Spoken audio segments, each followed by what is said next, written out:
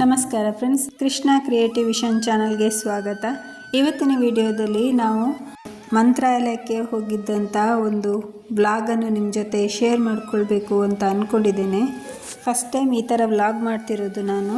ಇಷ್ಟ ಆದರೆ ಲೈಕ್ ಮಾಡಿ, ಶೇರ್ ಮಾಡಿ, ಹಾಗೆಯೇ ಕಮೆಂಟ್ ಮಾಡಿ, ಹಾಗೆಯೇ ಪೂರ್ತಿಯಾಗಿ ವಿಡಿಯೋವನ್ನು ನೋಡಿ. ಇದರಲ್ಲಿ ನಾವು ಎಲ್ಲೆಲ್ಲಿ ಎಲ್ಲ ಹೋಗಿದ್ವಿ ಅನ್ನೋದು ಎಲ್ಲ ತಿಳಿಸಿದ್ದೇನೆ. ನಾವು ಮಂತ್ರಾಲಯಕ್ಕೆ ಬಿಜಾಪುರದಿಂದ ಹೊರಟಿದ್ದು. ಇಲ್ಲಿ ನಾವು ರಾತ್ರಿ 10 ಗಂಟೆಗೆ ಹೊರಟಿದ್ವಿ. ಅಲ್ಲಿ ಹೋಗಿ ಮುಟ್ಟುವಾಗ 4:15 ಗಂಟೆ ಆಗಿತ್ತು, ಬೆಳಗಿನ ಜಾವ. ಅಲ್ಲಿ ನಾವು ಫ್ರೆಶ್ ಅಪ್ ಎಲ್ಲ ಆಗಿ 8:15 ಗಂಟೆಗೆ ಬಂದ್ವಿ ಇಲ್ಲಿ ದೇವಸ್ಥಾನದ ಸುತ್ತ. ಇಲ್ಲಿ ನೋಡಿ ನನ್ನ ಮಕ್ಕಳು ಇದ್ದಾರೆ. ತುಂಬ ದೊಡ್ಡ ಲೈನೆಲ್ಲ ಇತ್ತು. ಲೈನಲ್ಲಿ ನಿಂತು ದೇವರ ದರ್ಶನ ಮಾಡಿದ್ವಿ. ತುಂಬ ಚೆನ್ನಾಗಿ ದೇವರ ದರ್ಶನ ಎಲ್ಲ ಆಯಿತು. ತುಂಬ ಖುಷಿಯಾಯಿತು. ತುಂಬ ರಶ್ ಇತ್ತು. ಇವತ್ತು ಸಂಡೇ ಆಗಿರೋದ್ರಿಂದ ತುಂಬ ರಶ್ ಇತ್ತು. ಗೊತ್ತಿಲ್ಲ, ಸಂಡೇ ಆಗಿರಲೂಬಹುದು ಅಥವಾ ಪ್ರತಿದಿನ ಇಷ್ಟೇ ರಶ್ ಇರ್ತದೋ ಏನೋ ಗೊತ್ತಿಲ್ಲ. ಒಟ್ಟಿನಲ್ಲಿ ತುಂಬ ರಶ್ ಇತ್ತು. ಒಳಗಡೆ ಕೂಡ ತುಂಬ ದೊಡ್ಡ ಲೈನ್ ಇತ್ತು. ಲೈನ್ ದಾಟ್ಕೊಂಡು ಹೋಗಿ ಒಳಗಡೆ ದೇವರ ದರ್ಶನ ಮಾಡ್ಕೊಂಡು ಬಂದ್ವಿ.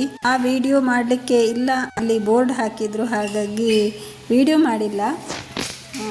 ಈಗ ದೇವರ ದರ್ಶನ ಮಾಡ್ಕೊಂಡು ಬಂದ್ವಿ. ಹೊರಗಡೆ ಕೂತಿದ್ವಿ.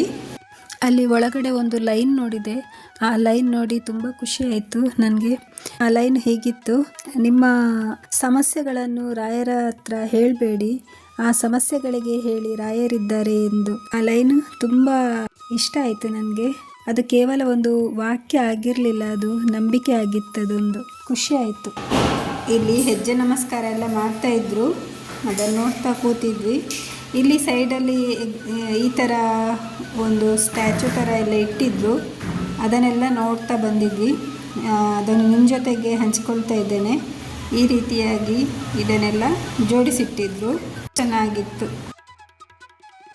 ನಾನು ಇಲ್ಲಿ ರಾಯರ ಸನ್ನಿಧಿಯಲ್ಲಿ ಹಾಫ್ ಮೂನಿಗೆ ಅಪ್ಲೈ ಮಾಡಿದ್ದೆ. ಹಾಫ್ ಮೂನಿಗೆ ಹತ್ತಿರಕ್ಕೆ ಬರುವಾಗಲೇ ನನಗೆ ಇಲ್ಲಿ ರಾಯರ ದರ್ಶನ ಮಾಡುವಂಥ ಅವಕಾಶ ಸಿಕ್ತು. ಸಡನ್ನಾಗಿ ನಮ್ಮದು ಟ್ರಿಪ್ ಪ್ಲ್ಯಾನ್ ಆಯಿತು. ಟ್ರಿಪ್ ಪ್ಲ್ಯಾನ್ ಆದ ಕೂಡಲೇ ಅಂದ್ಕೊಂಡೆ ನಾನು ರಾಯರ ಸನ್ನಿಧಿಯಲ್ಲಿ ಹಾಫ್ ಮೂನಿಗೆ ಅಪ್ಲೈ ಮಾಡಬೇಕು ಅಂತ. ಹಾಗೆಯೇ ಮಾಡಿದ್ದೆ. ನಾನೊಂದು ಆಸೆ ಇಟ್ಕೊಂಡಿದ್ದೆ. ತುಂಬ ಖುಷಿಯಾಯಿತು. ಅಪ್ಲೈ ಮಾಡಿದೆ, ಅದು ಕೂಡ ಒಂದೇ ಇದರಲ್ಲಿ ಪಾಸ್ ಆಯಿತು. ಖುಷಿಯಾಯಿತು.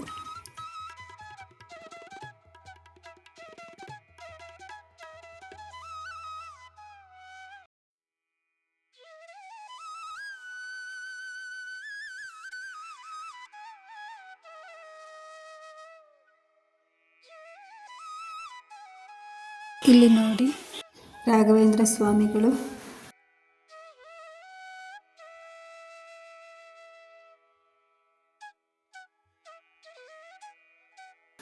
ಹಾಗೆಯೇ ಇಲ್ಲಿ ಒಂದು ಮಾಡೆಲ್ ಮಾಡಿಟ್ಟಿದ್ರು, ಅದನ್ನೆಲ್ಲ ನೋಡಿಕೊಂಡು ಹೊರಗಡೆ ಬಂದ್ವಿ. ಈಗ ಬಂದು ಸ್ವಲ್ಪ ಸುತ್ತಾಡಿದ್ವಿ. ಹೊರಗಡೆ ಎಲ್ಲ ಶಾಪ್ಗಳನ್ನೆಲ್ಲ ಸುತ್ತಾಡಿದ್ವಿ.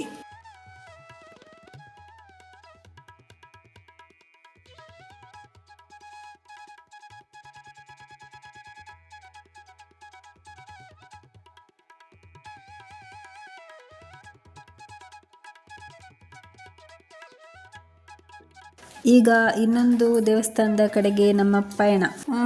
ಅದನ್ನು ಮುಗಿಸ್ಕೊಂಡು ಈಗ ನಾವು ಪಂಚಮುಖಿ ಆಂಜನೇಯ ದೇವಸ್ಥಾನಕ್ಕೆ ಬಂದ್ವಿ. ಇಲ್ಲಿನೂ ಕೂಡ ದರ್ಶನ ಚೆನ್ನಾಗೈತಿ. ಇಲ್ಲೂ ಕೂಡ ಲೈನ್ ಇತ್ತು. ಇದು ಲಕ್ಷ್ಮೀ ಗುಡಿ ಅಂತ ಹೇಳ್ತಾರೆ, ಅಲ್ಲಿ ಹೋಗಿಲ್ಲ ನಾವು. ನಮ್ಮ ಜೊತೆ ಬಂದವರು ಕೆಲವರು ಹೋಗಿದ್ರು, ನಾವು ಹೋಗಿಲ್ಲ. ಇದು ಒಂದು ಬಂಡೆಕಲ್ಲು ಥರ ಇತ್ತು. ಬಂಡೆಕಲ್ಲಿನ ಮಧ್ಯದಲ್ಲಿ ಇದ್ದಂಥ ದೇವಸ್ಥಾನವೇನೋ ಗೊತ್ತಿಲ್ಲ, ಅದು ವಿಡಿಯೋ ಮಾಡಲಿಕ್ಕೆ ಬಿಟ್ಟಿಲ್ಲ. ಅಲ್ಲಿ ಬಂಡೆಕಲ್ಲು ಕಾಣಿಸ್ತಿರ್ಬೋದು ನಿಮಗೆ. ಇಲ್ಲಿ ನೋಡಿ ಈ ಥರ ಇದೆ. ಅಲ್ಲಿ ಗರ್ಭಗುಡಿದ್ದು ವಿಡಿಯೋ ಮಾಡಲಿಕ್ಕಿಲ್ಲ ಅಂತ ಹೇಳಿದರು, ಹಾಗಾಗಿ ಅಲ್ಲಿ ವಿಡಿಯೋ ಮಾಡಿಲ್ಲ. ಅದನ್ನು ಮುಗಿಸ್ಕೊಂಡು ಅಲ್ಲೇ ಊಟ ಮಾಡಿಕೊಂಡು ಹೀಗೆ ಇಲ್ಲಿ ಬಿಚ್ಚಾಲಮ್ಮ ದೇವಸ್ಥಾನಕ್ಕೆ ಬಂದ್ವಿ. ಇಲ್ಲಿಯೂ ಕೂಡ ದರ್ಶನ ಒಳ್ಳೆ ರೀತಿಯಲ್ಲಿ ಆಯಿತು. ಇಲ್ಲೂ ಕೂಡ ತುಂಬ ರಶ್ ಇತ್ತು. ಇಲ್ಲಿ ದೇವರ ದರ್ಶನ ಮಾಡಿಕೊಂಡು ಈ ದೇವಸ್ಥಾನವನ್ನು ಬಾಳೆಹಣ್ಣು ಮತ್ತು ಬೆಲ್ಲದಿಂದ ಕಟ್ಟಲಾಗಿದೆ ಅಂತ ಹೇಳ್ಕೊಂಡು ಬೋರ್ಡ್ ಹಾಕಿದ್ರು. ಚೆನ್ನಾಗಿತ್ತು ದೇವಸ್ಥಾನ.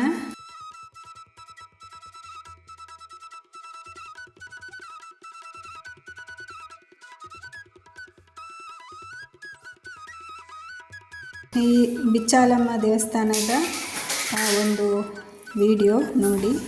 ಈ ರೀತಿಯಾಗಿ ಕಟ್ಟಿದ್ದಾರೆ, ಚೆನ್ನಾಗಿತ್ತು ದೇವಸ್ಥಾನ ಕೂಡ.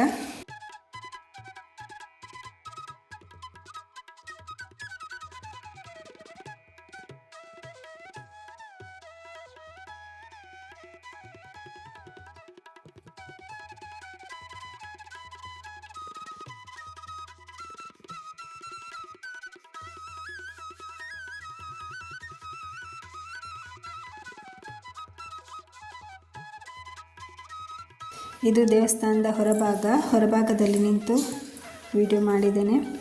ಈಗ ಇಲ್ಲಿ ಬೃಂದಾವನಕ್ಕೆ, ಏಕಶಿಲಾ ಬೃಂದಾವನಕ್ಕೆ ಹೋಗ್ತಾ ಇದ್ದೇವೆ. ಅಲ್ಲಿ ರಾಘವೇಂದ್ರ ಸ್ವಾಮಿಗಳ ಏಕಶಿಲಾ ಬೃಂದಾವನ. ಇದು ಏಕಶಿಲಾ ಬೃಂದಾವನ ಅಂತೆ ಇದು. ಇಲ್ಲಿ ಇದರ ಬಗ್ಗೆ ಮಾಹಿತಿ ಎಲ್ಲ ಕೊಡ್ತಾ ಇದ್ರು, ಅದನ್ನು ಕೇಳಿದ್ವಿ ನಾವು. ಅದು ವಿಡಿಯೋ ರೆಕಾರ್ಡ್ ಮಾಡಬಾರ್ದು ಅಂತ ಹೇಳಿದ್ರಿಂದ ಸುಮ್ಮನೆ ಕೇಳಿದ್ವಿ ಅಷ್ಟೇ. ಇದು ನದಿ ನೋಡಿ ಹರಿತಾ ಇದೆ. ಅಲ್ಲಿ ನದಿಯ ಹತ್ರ ಹೋಗಬಾರ್ದು ಅನ್ನೋದಕ್ಕೋಸ್ಕರ ಗೇಟ್ ಥರ ಮಾಡಿದ್ರು, ಲಾಕ್ ಹಾಕಿದ್ರು. ದಿನ ಬೆಳಿಗ್ಗೆ ರಾಯರು ಬಂದು ಸ್ನಾನ ಮಾಡ್ಕೊಂಡು ಹೋಗ್ತಾರೆ ಅಂತ ಪ್ರತೀತಿ ಇದೆ ಅಂತ ಅಲ್ಲಿ ಹೇಳ್ತಿದ್ರು ಅವರು. ಇದು ನೋಡಿ ಏಕಶಿಲಾ ಬೃಂದಾವನಂತೆ. ಇದನ್ನು ಅಪ್ಪಣ್ಣಾಚಾರ್ಯ ಅವರು ಕಟ್ಟಿಸಿದ್ದಾರಂತೆ. ಈ ಬೃಂದಾವನದಲ್ಲಿ ರಾಘವೇಂದ್ರ ಸ್ವಾಮಿಗಳ ಜ್ಯೋತಿ ದರ್ಶನವಾಗಿದೆ ಅಂತೆ ಅಪ್ಪಣ್ಣಾಚಾರ್ಯ ಅವರಿಗೆ. ಈ ಜಾಗದಲ್ಲಿ ರಾಘವೇಂದ್ರ ಸ್ವಾಮಿಗಳು ತಪಸ್ಸು ಮಾಡಿದಾರಂತೆ. ಎಷ್ಟೋ ವರ್ಷ ಹೇಳಿದ್ರು, ಅದು ನನಗೆ ಮರ್ತು ಹೋಗಿದೆ. ಅದರಿಂದ ಅಲ್ಲಿ ಏಕಶಿಲಾ ಬೃಂದಾವನ ಕಟ್ಟಿಸಿದ್ದು. ಇದನ್ನು ರಾಘವೇಂದ್ರ ಸ್ವಾಮಿಗಳು ಅಪ್ಪಣ್ಣಾಚಾರ್ಯ ಅವರ ಕನಸಲ್ಲಿ ಬಂದು ಹೇಳಿದ್ರಿಂದ ಅದನ್ನು ಕಟ್ಟಿಸಿದ್ದಾರಂತೆ ಅಂತ ಹೇಳಿದರು ಅಲ್ಲಿ ಅರ್ಚಕರು. ರಾಯರು ಇನ್ನೂ ಕೂಡ ಆ ಬೃಂದಾವನದಲ್ಲಿ ಇದ್ದಾರೆ ಅಂತ ಹೇಳ್ತಾರೆ.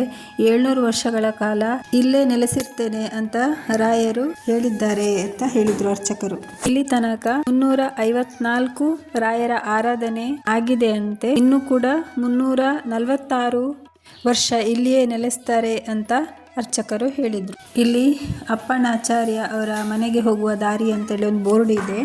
ಈ ದೇವಸ್ಥಾನ ಮುಗಿಸ್ಕೊಂಡು ಅಪ್ಪಣ್ಣಾಚಾರ್ಯ ಅವರ ಮನೆ ಕಡೆಗೆ ಹೊರಟ್ವಿ. ಅವರು ಹೇಳಿದ್ರು, ಎಲ್ಲರೂ ಅದನ್ನು ತಪ್ಪಾಗಿ ತಿಳ್ಕೊಂಡಿದ್ದಾರೆ, ರಾಯರ ಮನೆ ಅಂತ ತಿಳ್ಕೊಂಡಿದ್ದಾರೆ ಅಂತ.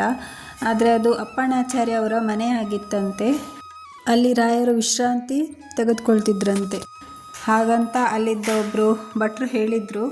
ಈಗ ಇಲ್ಲಿ ಅಪ್ಪಣ್ಣಾಚಾರ್ಯ ಅವರ ಮನೆಗೆ ಬಂದ್ವಿ.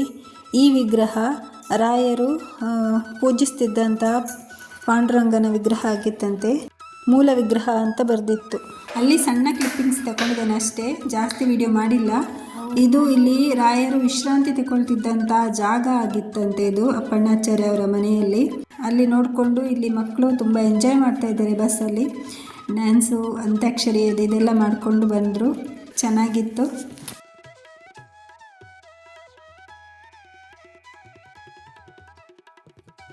ಹಾಗೆಯೇ ಬರ್ತಾ ದಾರಿಯಲ್ಲಿ ನಾವು ಸ್ನ್ಯಾಕ್ಸ್ ತಿನ್ನಲಿಕ್ಕೋಸ್ಕರ ಒಂದು ಕಡೆ ಸ್ಟಾಪ್ ಮಾಡಿದ್ವಿ. ಇಲ್ಲಿ ಕುತ್ಕೊಂಡು ತಿನ್ನಲಿಕ್ಕೆ ಜಾಗ ಇತ್ತು. ಹಾಗೆಯೇ ಇದೊಂದು ಸದ್ಗುರು ಆರೂಢ ಜ್ಯೋತಿ ಶಾಂತಾಶ್ರಮ ಅಂತ ಒಂದಿತ್ತು. ಇಲ್ಲಿ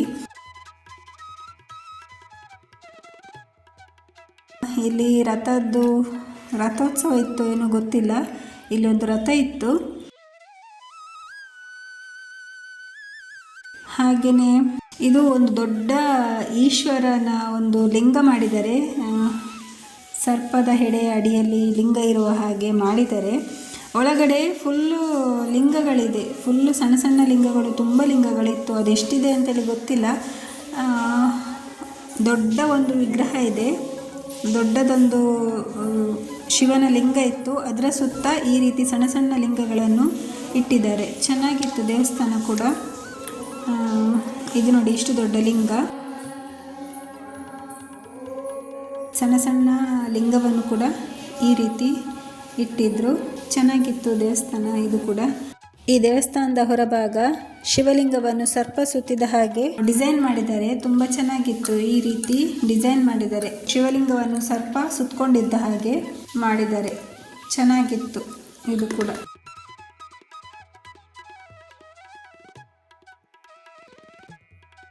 ಹಾಗೆ ಅಲ್ಲಿ ದೇವರ ದರ್ಶನ ಮಾಡಿಕೊಂಡು ಬಂದ್ವಿ. ಇಲ್ಲಿ ಹೊರಗಡೆ ನಾಗಸಂಪಿಗೆ ಗಿಡ ಇತ್ತು, ಅದರದ್ದು ಕ್ಲಿಪ್ಪಿಂಗ್ಸ್ ಸ್ವಲ್ಪ ತಗೊಂಡೆ.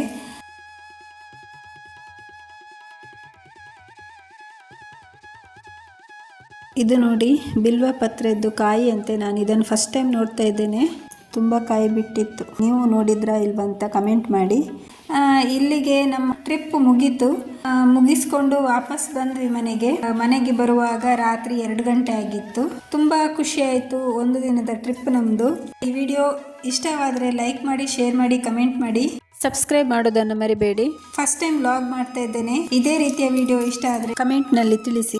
ಪೂರ್ತಿ ವಿಡಿಯೋ ನೋಡಿದ್ದಕ್ಕಾಗಿ ಧನ್ಯವಾದಗಳು. Thanks for watching.